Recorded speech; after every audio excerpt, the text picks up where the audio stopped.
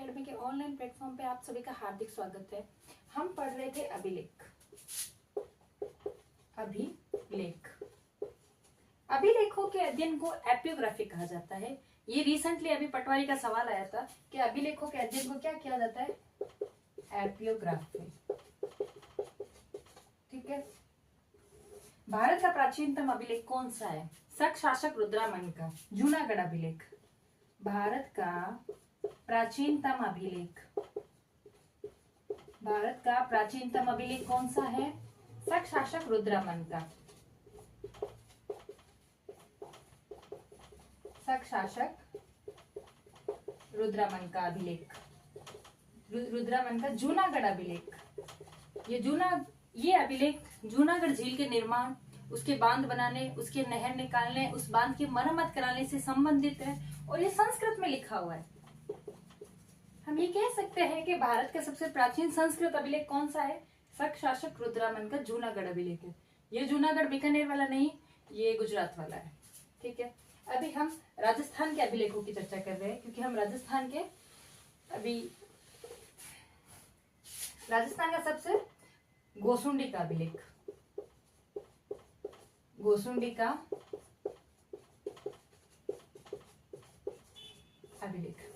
इस अभिलेख को लिखने से पहले हमें इसे समझना चाहिए। गोसुंडी का अभिलेख है, ये हमें कब मिलता है? 1887 में। इस अभिलेख की खोज कौन करता है? पहली बात, ये चित्तौड़गढ़ के पास एक गांव में मिलता है, गोसुंडी गांव में। इस अभिलेख की खोज करते हैं कवि राजा श्यामल दास कौन है? ये बीकानेर के राजा महाराजा सज्जन सिंह के राजकवि है और उन्होंने ही इनको कवि राजा की उपाधि दी है। उन्होंने इसको कब खोजा है? 1887 में। ठीक है। इनको खोज तो 1887 में दिया गया, लेकिन ये पढ़ा नहीं गया। इसको पढ़ा किसने है? D.R. भंडारकर ने। तो अब हम लिखते हैं, ये कहाँ पे है, इसका स्थान कहाँ पे है? ये चित्तौड़गढ़ में है। इसकी खोज किसने करी? कवि राजा श्यामल दास। ये कौन सी भाषा में है? संस्कृत। इसको पढ़ा किसने है? D.R. भंडारकर ने।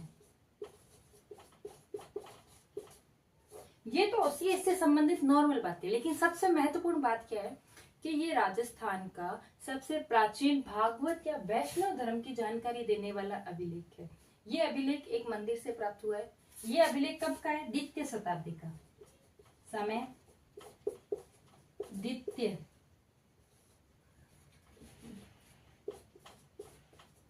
द्वितीय शताब्दी ईसा पूर्व का है।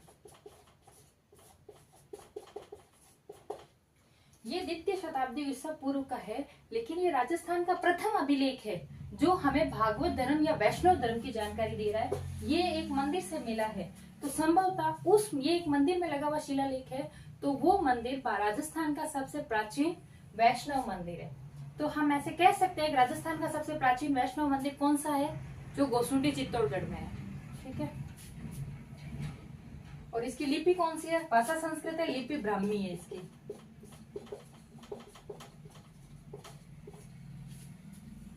तो ये आप लिखिए 2 मिनट इसको।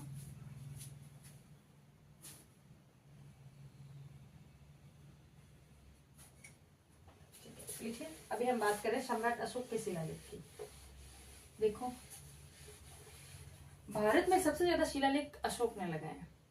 सम्राट अशोक के 14 बड़े शिलालेख और 22 छोटे शिलालेख के लगभग वर्तमान में अवस्थित हैं। अशोक को हर जगह शिलालेख लगाने का बहुत शौक था।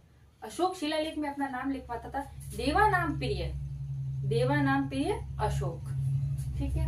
तो अभी हम राजस्थान में अशोक के 2 शिलालेख मिले हैं, तो एक बीजक की पहाड़ी से और एक भाबरू का शिलालेख। तो हम यहाँ पे हेडिंग डालते हैं अशोक का शिलालेख।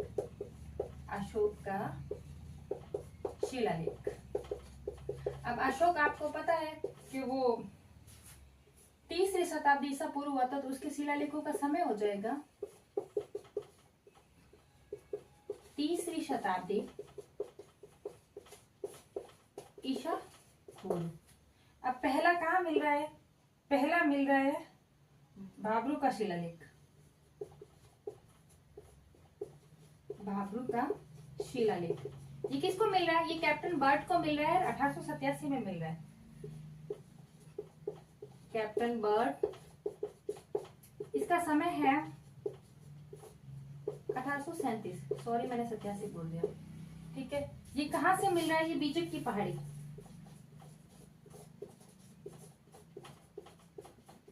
बीजक की पहाड़ी जयपुर से मिल रहा है।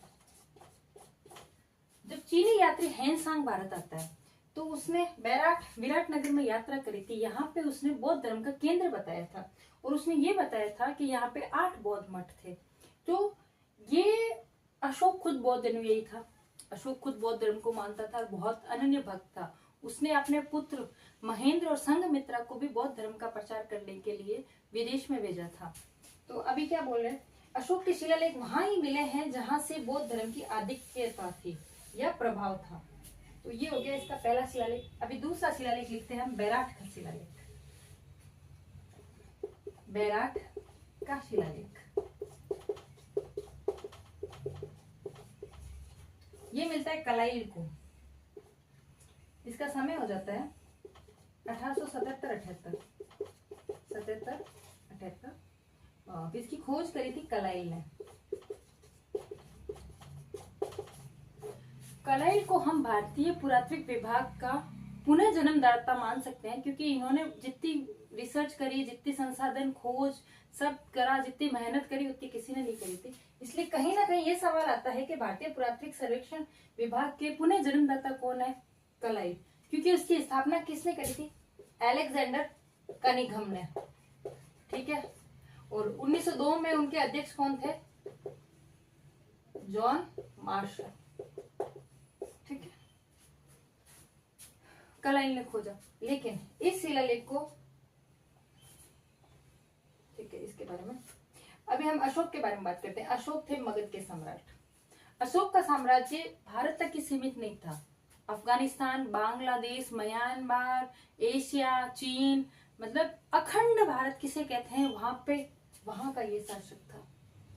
आप देखिए 3वीं शताब्दी ईसा पूर्व भारत का एक राजा मगध कहाँ आ रहा है? बिहार, पटना में बैठा राजा पूरे आधे विश्व पे 33% ऑफ वर्ल्ड पे उसका शासन था। तो इसीलिए अशोक को एक महान राजा कहा जाता है। अशोक को महान क्यों कहा जाता है? क्योंकि उसकी महानता के कई सारे कारण हैं। अब हम कर रहे हैं राजस्थान का सबसे प्राचीन शिलालेख। जो हमने गोसुंडी का शिलालेख करा है वो भागवत और वैष्णव धर्म का राजस्थान में सबसे प्राचीन शिलालेख है। वो राजस्थान का सबसे प्राचीन नहीं है, वो भागवत और वैष्णव धर्म का है। अभी कर रहे हैं बड़ली का शिलालेख। यहाँ पर हेडिंग डालिए नंबर 3, बड़ली का शिलालेख। बड़ली का शिलालेख ये 1443 ईस्वी का है। ये गोसुंडी के शिलालेख से भी पुराना है। ये 5वीं शताब्दी ईसा पूर्व का है, लेकिन ये राजस्थान का सबसे प्राचीन शिलालेख है। इसको हम ये कह सकते हैं कि राजस्थान का। लेकिन अगर कोई आपसे पूछे भागवत और वैष्णव संप्रदाय का कौन सा है, तो वो गोसुंडी का हो जाता है।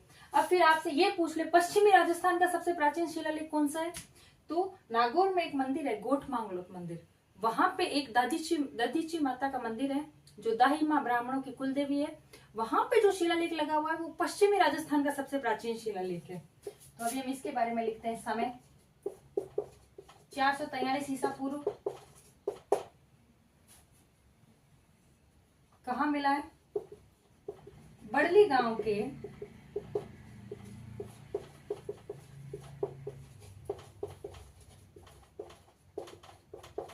भीमलोत माता के मंदिर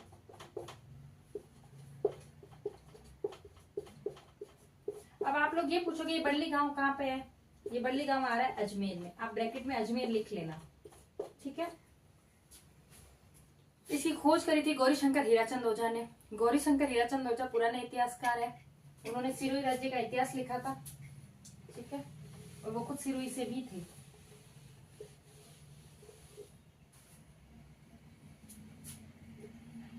इसकी खोज करी है गौरी शंकर हीराचंद ओझा। देखो कुछ शिलालेख ऐसे थे जो अपनी जगह पे ही स्थित थे, उनके साथ कोई छेड़छाड़ नहीं की, लेकिन कुछ शिलालेख जो हट सकते थे या जिनको हटाया गया उनको हटा के दूसरी जगह ले जाया गया। तो अभी बड़ली का वर्तमान शिलालेख कहाँ पे है? बड़ली का शिलालेख वर्तमान में कहाँ है? वर्तमान में ये है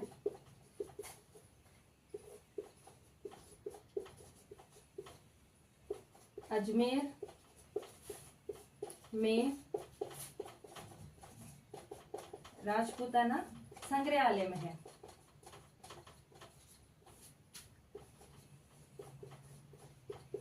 इधर स्टार मार के एक बात लिखो। बात यह है कि ये राजस्थान का सबसे प्राचीनतम शिलालेख है। देखिए, इसके अलावा अब हम बात करेंगे मानमोरी का शिलालेख। मानमोरी का शिलालेख 713 का है, जो चित्तौड़गढ़ से मिला था। कर्नल जेम्स टॉड को तो आप सभी जानते हो, ये आई होप आप सबने ये लिख लिया होगा। कर्नल जेम्स टॉड जब यहाँ से वापस जा रहे थे इंग्लैंड, जब वो भारत से इंग्लैंड जा रहे थे तो वो अपने साथ मानमोरी का शिलालेख लेके जा रहे थे। तो रास्ते में जहाज में भार ज्यादा होने की वजह से उन्होंने वो शिलालेख समुद्र में फेंक दिया। उस शिलालेख में अंतिम मौर्य राजा का वर्णन था और उस समय की कई सांस्कृतिक, भौगोलिक, आर्थिक जानकारियां थी। उस शिलालेख में कुछ तो था। देखिए, सोचिए आप, कर्नल टॉड जैसा आदमी जो यहाँ से एक शिलालेख ले जा रहा है। शिलालेख क्या होता है? एक बड़ा सा पत्थर जिसपे कुछ लिखा हुआ है, जो हमें पुराने अतीत की जानकारी दे रहा है, पुराने समय की जानकारी दे रहा है। तो उस शिलालेख को बोलते हैं मानमोरी का शिलालेख। वो 713 का है। और इससे संबंधित एक ही सवाल आता है कि मानमोरी का शिलालेख वर्तमान में कहाँ स्थित है? वो कहीं स्थित नहीं है, वो समुद्र की गहराई में स्थित है, क्योंकि वजन बढ़ने की वजह से कर्नल टॉड ने उसको फेंक दिया था। हालांकि उस शिलालेख का उन्होंने अपनी पुस्तक में वर्णन भी किया है, लेकिन फेंक तो दिया ना। अब आप नंबर 4 पे डालिए नगरी का शिलालेख। नगरी का शिलालेख। नगरी का शिलालेख है समय द्वितीय शताब्दी ईसा पूर्व। द्वितीय शताब्दी ईसा पूर्व। इसका समय और गोसुंडी के अभिलेख का समय एक ही है, दोनों ही दूसरी शताब्दी ईसा पूर्व की। इसकी खोज कौन कर रहा है? Doctor D.R. Bhandarkar. Doctor D.R. Bhandarkar, ठीक है। इसकी भाषा कहाँ है, क्या है? इसकी भाषा संस्कृत है। वर्तमान में कहाँ है? वर्तमान में ये उदयपुर संग्रहालय में।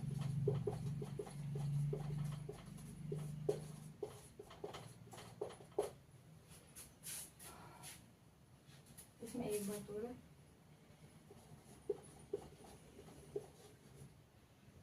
इसमें उल्लेख किसका है? विष्णु पूजक का। अब आप मेरी एक बात सुनिए। देखिए, जितने भी अभिलेख और शिलालेख है, इस टाइम से पहले जब तक पृथ्वीराज तराइन का दूसरा युद्ध नहीं हारते, 90% शिलालेख किस भाषा में मिलेंगे आपको? संस्कृत में। 10% हिंदी में। और इनकी लिपि कौन सी होगी? ब्राह्मी लिपि होगी, या अशोक के हैं तो खरोष्टी हो सकती है। लेकिन इससे पहले भारत में उर्दू नहीं आई थी, ना फारसी आई थी। जब पृथ्वीराज तराइन का बैटल हार जाता है, तब कुछ मुस्लिम इतिहासकार आए थे, उसके बाद ही भारत में फारसी में अभिलेख और शिलालेखों का चलन है। देखो, अभी आप फारसी अभिलेख पढ़ोगे, हम फारसी अभिलेख भी लिखेंगे, लेकिन वो भी इसके बाद ही है। पहला फारसी अभिलेख कौन सा होगा? 2.5 दिन का झोपड़ा, जिसे कुतुबुद्दीन ऐबक ने तुड़वा दिया था। उसकी, हालांकि उसकी दीवारों पे अभी भी हरिकेली नाटक लिखा हुआ है, विग्रह राज चतुर्थ द्वारा रचित, लेकिन वहां पे कुछ फारसी जानकारियां भी है। तो पहला फारसी अभिलेख होता है जो 2.5 दिन के झोंपड़े पे, जो इस बैटल के बाद बनता है। इस बैटल से पहले जितने भी अभिलेख हैं, शिलालेख है, वो आपको सिर्फ संस्कृत में ही मिलेंगे। कुछ इक्के दुक्के अपवाद हो सकते हैं, उनका मैं कुछ नहीं कह सकती, लेकिन 90% संस्कृत में। उनकी लिपि कौन सी होगी? ब्राह्मी। कुछ 10-1% है हिंदी में, हम आपको वो भी करवाएंगे। मेरी कोशिश ये है कि मैं आपको अच्छे से अच्छा कंटेंट दूं, मैं भी पढूं, आप भी पढ़िए, तभी तो हमारा ध्येय है लर्न, लीड एंड सक्सेस। आज की क्लास आपको कैसी लगी? अगर आपको मेरी क्लास अच्छी लगती है तो ही आप इसे लाइक कीजिए, शेयर कीजिए, और ज्यादा ही अच्छी लगे तो कमेंट